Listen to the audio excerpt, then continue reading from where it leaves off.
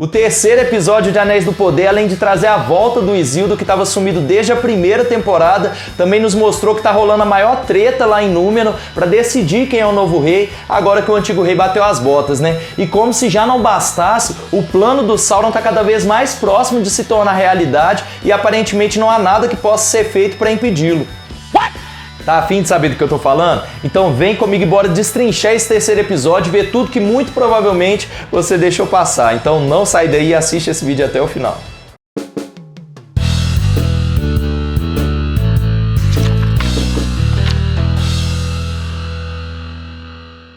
Fala galera nerd, eu sou o Emerson, sejam todos muito bem-vindos. Galera, pode-se dizer que esse terceiro episódio focou a maior parte do tempo nos Númenóreanos, né? Primeiro eliminando uma das maiores pontas soltas que ficaram em aberto desde a primeira temporada e que eu inclusive já tinha mencionado aqui no canal no meu vídeo de 14 perguntas que a série precisava responder, que era se o Isildur havia ou não sobrevivido após o que aconteceu com ele em Mordor, né? Já que a gente sabe que ele é um personagem de extrema importância para o futuro da série.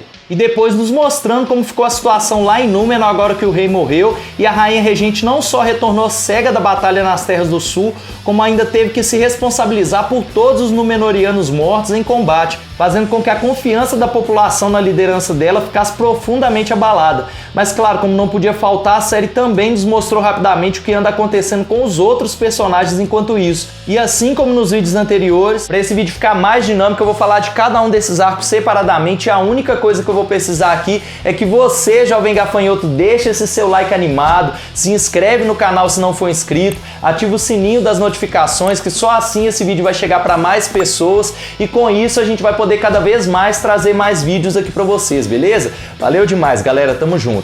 Então vamos lá, começando pelo primeiro grande arco desse episódio, nós temos a volta do Isildur. Bom, e aqui nós vemos que esse episódio começa exatamente do ponto em que parou lá na primeira temporada, com o cavalo do Isildur, né, o Beric, partindo agitado em direção à floresta depois de ser solto pelo Elendil, como se pudesse sentir que o seu dono ainda estava vivo e que precisava urgentemente da ajuda dele.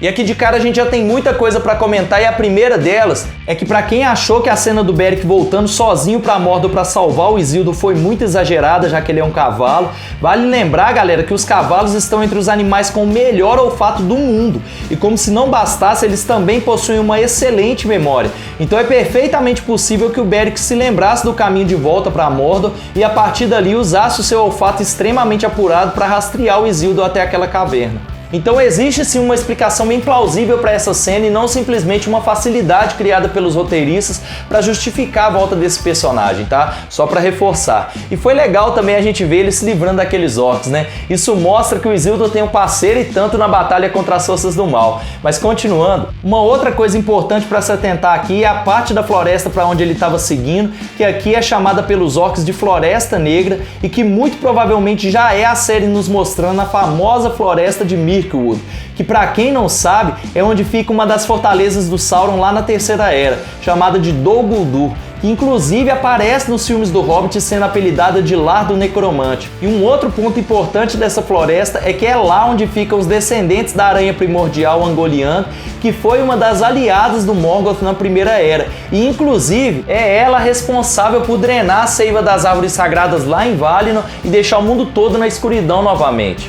E são exatamente esses descendentes que nós vemos na caverna tentando devorar o Isildur, e se não fosse pelo Beric eles teriam conseguido. Agora é claro que para quem já leu os livros ou mesmo já assistiu algum dos filmes da trilogia O Senhor dos Anéis do Peter Jackson, sabe que os produtores da série não iriam simplesmente matar um personagem tão importante assim para a história quanto o Isildur, né?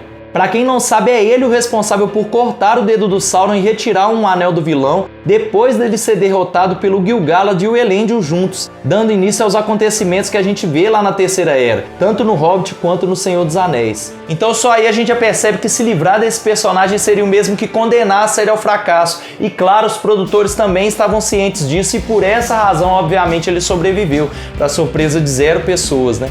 Agora, o que mais gerou curiosidade na cabeça dos fãs, inclusive na minha, foi como ele saiu daqueles escombros e acabou indo parar naquela caverna sinistra, hein? O mais provável é que ele tenha sido arrastado pelas aranhas até aquele ninho. Mas e aí, o que vocês acham? Comentem aí.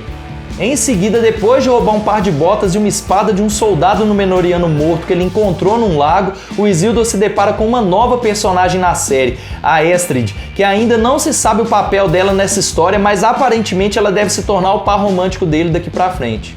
Porque é o seguinte, galera, a Estrid não existe nos livros, tá? Ela é uma personagem criada exclusivamente pra série. E se eu tivesse que teorizar, e é boa parte do que a gente faz por aqui, eu diria que é ela quem será a futura esposa do Isildur, já que nos livros o nome da esposa dele não é mencionado e quando o Númenor chega ao fim ele já tem filhos. Então acho que essa seria uma oportunidade perfeita para eles já inserirem essa personagem na história e já começar a preparar tudo pro futuro.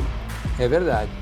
Uma outra coisa interessante que acontece nessa cena é que eles decidem seguir caminho até Pelarg, que é aquela colônia númenoriana que o Arondir e a Bronwyn estavam indo em direção a ela lá na primeira temporada, só que antes deles chegarem nessa colônia eles são emboscados por um grupo de homens a serviço do Ada, e uma coisa a se atentar aqui, galera, é que a Estrid sabia desde o início que aquilo era uma emboscada. Inclusive, ela diz pro Isildur não descer do cavalo e mesmo depois que ele desce e eles escutam a história do velho que estava ali deitado, ela diz pra ele que eles deveriam continuar, e isso sem falar no olho atento dela o tempo todo, procurando saber onde estavam os outros. E nesse ponto já fica claro pra gente que ela estava escondendo alguma coisa e que de certa forma aquela emboscada não era uma novidade pra ela e a gente só vem a descobrir depois o porquê. Mas o legal é que essa parte também traz a volta de um personagem muito querido pelos fãs, que é o Elfo Arondir, que aparece na hora H pra salvar os dois daqueles homens selvagens. A única parte triste dessa cena, galera, é que o Beric, mesmo depois de ter feito tudo aquilo pra salvar o Isildur, acabou sendo levado pelos selvagens e o Isildur não voltou lá pra salvar ele. E pô, eu achei isso a maior sacanagem, né? Mas e vocês? Comentem aí. Mas voltando ao Arondir, depois que eles se decidem e resolvem seguir o elfo até Pelarg, vemos que o mau humor dele na verdade era por causa do sentimento de perda da Bronwyn, que era o par romântico dele na série. E como vimos no final da primeira temporada, ela havia sido atingida por uma flecha orc e aparentemente tinha se recuperado, mas como afirmou o próprio Arondir, as flechas orcs contêm um tipo de podridão que não se cura assim tão facilmente. Mas nos bastidores, a verdade é que a atriz Nazan Emboniad, que é quem interpreta a Bronwyn, não quis retornar para a segunda temporada, embora o porquê disso ainda seja um mistério. Mas vamos e convenhamos, galera, os dois já não tinham muita química, né? Fala sério. Até o Halbrand e a Galadriel tinham muito mais química que eles e eles nem eram um casal. Então, assim, com todo respeito a Nazan Emboniad, sair da série foi o melhor que ela poderia ter feito pela série. Mas essa é minha opinião, tá? Se vocês não concordam, deixem aí nos comentários. A série também nos mostrou que o Theo se tornou um jovem profundamente amargurado depois da morte da sua mãe e agora guarda um ressentimento não só com o Arondir, mas também consigo mesmo, por não conseguir fazer nada para salvá-la. E a prova disso é que no momento em que o Isildur conta para Estrid de como perdeu a própria mãe, ainda na infância, o Theo se vê nas palavras dele e começa a chorar, mostrando que ele também se sentia culpado pela morte da mãe.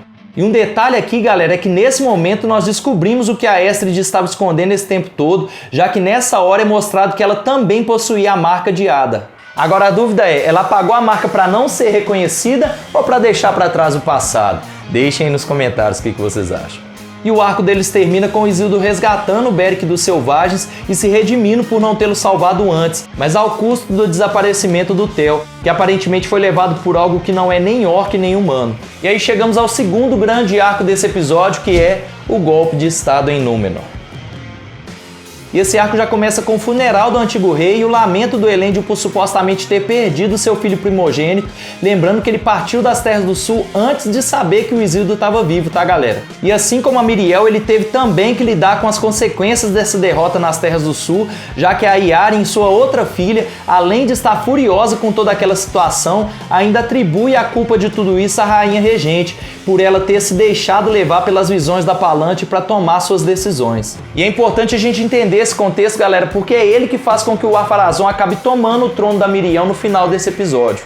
E uma coisa importante sobre o Ar-Pharazôn, que só quem lê os livros sabe, é que ele sempre foi seduzido pela imortalidade a ponto dessa ser uma das maiores causas dele não gostar dos elfos, já que de certa forma ele invejava o fato deles serem imortais e ele não. E é essa busca pela imortalidade que faz com que lá na frente ele acabe sendo manipulado pelo Sauron e induzido a atacar Valinor com todo o seu exército, e como punição por desafiar os deuses, o Eru Ilúvatar, que é o deus supremo desse universo Tolkien, manda aquela onda gigantesca para destruir não só a sua frota, mas toda a ilha, resultando assim na queda de Númenor.